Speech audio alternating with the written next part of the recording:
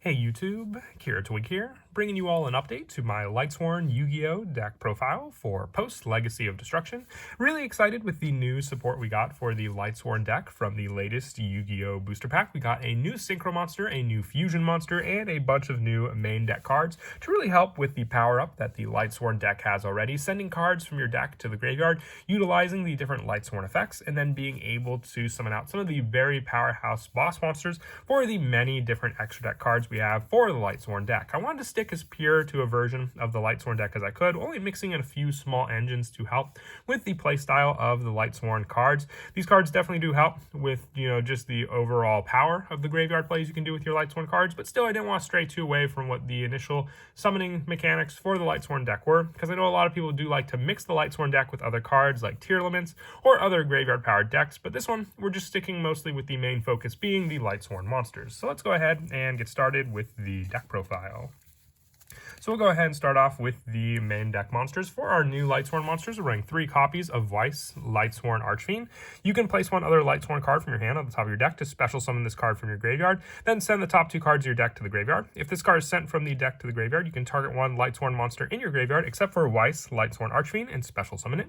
You can only use each effect of Weiss once per turn, but what's great about this card is it has 2 varying effects with the playstyle. You can either set up one of your Lightsworn cards in your hand, and a lot of them can't be normal summoned or set from your hand, so being able to reset cards like Wolf or Fellis on the top of your deck to special summon Weiss, just to then mill it to the graveyard to get another special summon, can be a good number of your resources you need to be able to then summon out some of your bigger monsters. With Weiss also being a tuner, it can be used to summon out cards like Minerva, Athenian Lightsworn, or you can even use it as an overlay play into Minerva the Exalted Lightsworn also. And we're also running 3 copies of the new Dragon monster, which is our Lightsworn Dragonling. If you have a Lightsworn monster in your graveyard, you can special summon this card from your hand. If it's special summon, you can send one Lightsworn card from your deck to the graveyard, except for Lightsworn Dragonling. If this card is sent to the graveyard, you can add one Dragon monster with 3,000 attack and 2,600 defense from your deck to your hand. You can use each effect of Dragonling once per turn, but this play is meant to search out our 2 dragon monsters, Judgment Dragon and Punishment Dragon, but also just being able to, if you have that one Lightsworn resource in your graveyard, be able to special summon this card from your hand and then send one Lightsworn card from your deck to the graveyard. Gives us options for other monsters. Once again, the same Wolf or, Weiss play mentioned before. Weiss can then target another monster, or we can even send one of our new cards like Lightsworn Aegis to the graveyard to then have more of the search to set this card back onto the field after it's sent from the deck to the graveyard. Some of our other 3-ofs involve 3 copies of Raiden, the Hand of the Lightsworn. During your main phase, you can send the top 2 cards of your deck to the graveyard. Then, if any Lightsworn monsters were sent to the graveyard by this effect, it gains 200 attack until end of the opponent's turn. And then, at the end of the turn, send the top 2 cards of your deck to the graveyard. So, all in all, you're sending 4 cards off of the top of the deck with Raiden. And most of the time, I only like to go for the mill 2 anyway. I don't really like to leave too many non-extra deck Lightsworn monsters on the field during the end of the turn, unless I have no other choice. But with Raiden, you at least have that mill 2, so that's the potential to grab one other Lightsworn monster from your deck off of the mill and then make use of its graveyard play, whether it be Dragonling for its Dragon Search, or even Fellis being able then to target another Lightsworn monster in your graveyard to special summon. And then the other 3-ofs that we run in the deck is 3 copies of Wolf, Lightsworn Beast. It cannot be normal summoned or set, must be special summoned by a card effect. If it's sent from the deck to the graveyard, special summon it. So even if you, let's say, just mill all 3 Wolf, which is probably one of the luckiest plays to do, off of 1 Lightsworn mill, that's 3 special summons onto the field that you make use of, and then just 3 additional resources as well with this card. Being a 2,100 attack point monster, it has more of a bulk attack against some of your opponent's cards, but still one of the better cards just to send off of Dragonling to set on the top of the deck with Weiss just to mill and special summon. Wolf, it has a great variety in the deck, so it's a definite 3-of. For some of the lower numbers for the Lightsworn monsters we run, 2 copies of Lumina, Lightsworn Summoner. We're running just 2 of this card because Lumina doesn't have to be normal summoned or special summoned to use her effect. It's just a once per turn discard to target a level 4 or lower Lightsworn in your graveyard and special summon that target. Grabbing that resource back can be the tuner play we need to then be able to go into other synchros like our Michael, our Lightsworn, onto the field, and also having a mill 3 effect if we leave Lumina on the field. Once again, just a 2-of, because once again, she can also be grabbed from the graveyard with other cards like Weiss, Lightsworn Summoner, Archfiend when sent to the graveyard, because then just to be special summoned back and used. And then also 2 copies of Fellis, Lightsworn Archfiend. Same as Wolf, when it's sent to the graveyard, you have a special summon option. And then also this one has a tribute effect, being able to target a monster your opponent controls, destroy it, and then send the top 3 cards of your deck to the graveyard, giving you more and more mill options with this card, but also giving you a destruction effect in the making. And also being a tuner monster, it can be used with some of our non-tuner options to go into some of the bigger plays also.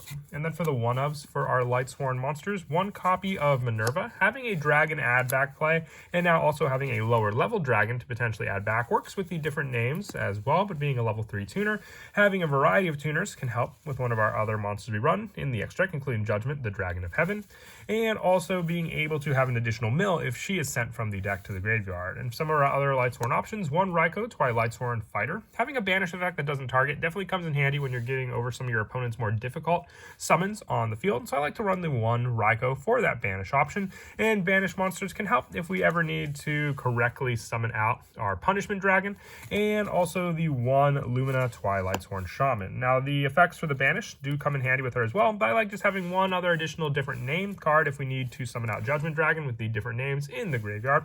And the banish play helps when one's banished, giving us an additional mill off the top of our deck. And then for the Dragon Boss monsters, 1 copy of Judgment Dragon and 1 copy of Punishment Dragon.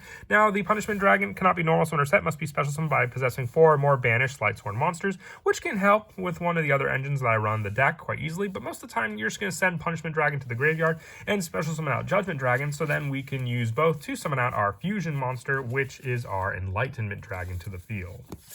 And they can easily be searched with cards like Dragonling as well to be added to our hand. For some of the other non-Lightsworn engines that I run the deck, 2 copies of Damage Juggler, 1 copy of Hat Tricker, and then the 1 copy of Trick Clown. Trick Clown can be summoned even if it's milled off of a Lightsworn mill, just by paying 1,000 life points. You have the banish play from Damage Juggler to either, then have the option to search one of the other 2 monsters, and Hat Tricker just needing 2 monsters on your opponent's field to be able to be summoned out, and also having a damage prevention effect if you do happen to open up Damage Juggler in the hand. But a lot of these cards can even just be discarded from the hand for the cost of some other cards that we use, like Lumina. And then also I run a small Bysteel engine, 2 copies of Saronir. You could run a second Druisworm by taking out one of the Saronirs if you want, 1 Baldrake and the 1 Magnemite. I don't run the Lubellions. These cards are just in here for helping with the banish play of some of our Lightsworns if we wanted to correctly summon out Punishment Dragon, banishing our own Lightsworns from our graveyard to build up those banished numbers. If you didn't want to run the Bysteel engine, you can always just take it out for a, you don't even have to add anything in this spot. I'm running 47 to 48 cards in the main deck, so even if you take out the Bysteel engine, you're still at full deck power, just with some lower numbers, which some of these cards were used to fill in spots as well, so you don't mill too much and deck yourself out with the Lightsworn cards. With a lot of these cards going into our extra deck options, it's not the biggest problem, but a lot of our extra deck monsters do still mill cards at the end of the turn.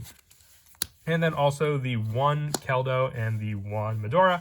It's my refrain from using a lot of hand traps in this deck because a lot of the time we're just going to be milling cards to the graveyard. So I wanted cards that could be respond with an answer in the graveyard, and Medora and Keldo being able to shuffle back our opponent's cards are what really make these cards useful when you mill them off of the Lightsworn effects to the graveyard. Or you can even shuffle back some of your own cards if need be as well. And also I run the 1 copy of Electromagnetic Turtle. Call it a, tech choice of mine. During your opponent's battle phase, you can banish this card from your graveyard to end the battle phase. You can only use this effect once per turn, but even if you send it off Illumina, if you open it up in your hand, if it's a mill, you just have that additional protection in your graveyard for a banish to stop the battle phase once for your opponent. And then lastly, the 3 Ash Blossom and Joy Spring. It's the only hand trap I run. Sometimes it comes in handy, but also it's an additional tuner to be counted as a different name for Judgment Dragon of Heaven. For the spells, we run a pretty small spell lineup compared to all the monsters we run. 3 copies of Charge of the Light Brigade. Send the top 3 cards of your deck to the graveyard. Add 1 level 4 or lower Lightsworn monster from your deck to your hand. It's not a once per turn, so if you open up multiple Charge of the Light Brigades, that's a mill 6, adding 2 specific Lightsworns that you want, depending on the ones you want. They can really help for your setup plays. And also 3 copies of Solar Recharge. With this card, discard 1 Lightsworn monster, draw 2 cards, and send the top 2 cards of your deck to the graveyard. More power just to get through the deck. That's what Charge of the Light Brigade and Solar Recharge are all about in this deck. With our other spells being the 1 copy of Reinforcements of the Army, more search power. This one can just grab Raiden from the deck and then make use of that monster. 1 copy of Reasoning, all the more difficult for your opponent, and then just milling potentially even just 1 monster. If they guess it correctly, you still milled an additional monster in the deck for you to use, and 1 Foolish Burial, having the same premise, just needing the specific card to do so. And then for our traps, 1 copy of Lightsworn Judgment. Place this card on the top of the deck. If it's sent from the deck to the graveyard by a Lightsworn monster effect, you can add 1 Judgment Dragon from your deck to your hand. So even if this card is just sent off of the needed play, as mentioned before, for our Lightsworn cards as well, being able just to have that send from the deck, because with our Dragon Link, send 1 Lightsworn card, we can even send Lightsworn Judgment off of this card, and then just have the Judgment Dragon search there, and then with its sent effect, be able to search out the Punishment Dragon, and the 1 Lightsworn Aegis, having the same setup on the field, but you target face-up cards your opponent controls up to the number of Lightsworn monsters you control, and negate their effects. So having a trap that you can just set is basically an infinite impermanence that we can set up from the graveyard when sent back onto the field.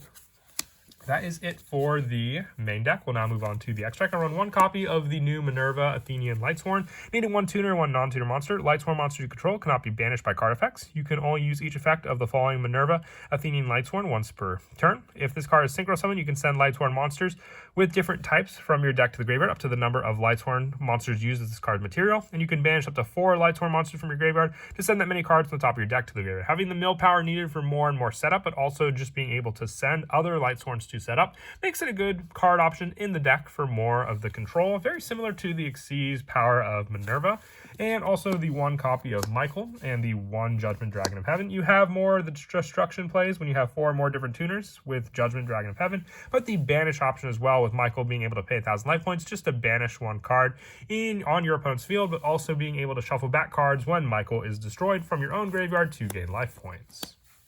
And one of my other favorite techs for the Synchro lineup is 1 copy of Fortune Lady Every. Having a level gain and also being able to banish the spellcaster from our graveyard to special summon this card back onto the field gives us more of a card our opponent could be worried about with the banish play it can do, and its attack being equal to its level times 400, making it more of a powerhouse on the field as well.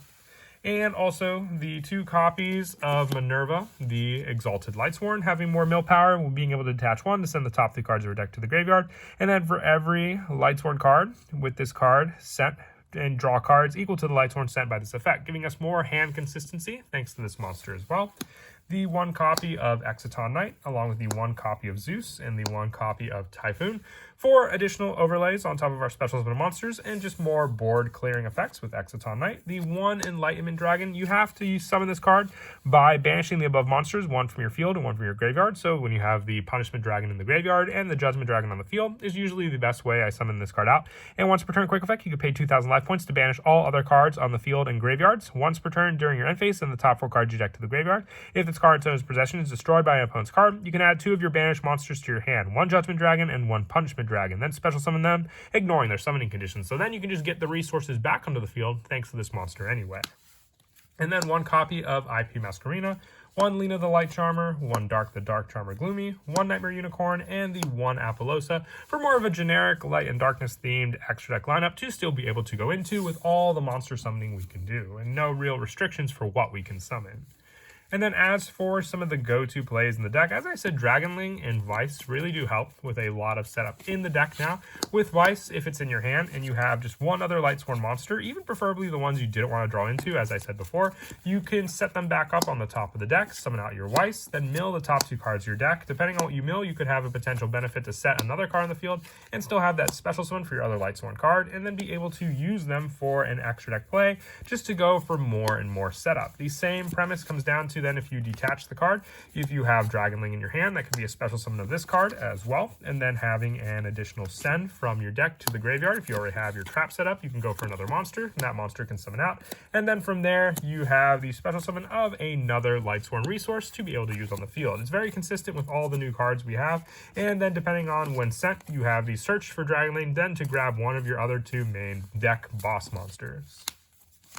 But that is it for the deck profile. I hope you all enjoy. Very happy with the results of the pure Lightsworn lineup that I was going for, with just a few other tech options to help with the mill setup for all of our different cards. And as always, until next time, please don't forget to leave a like and subscribe, and Kira Twig out.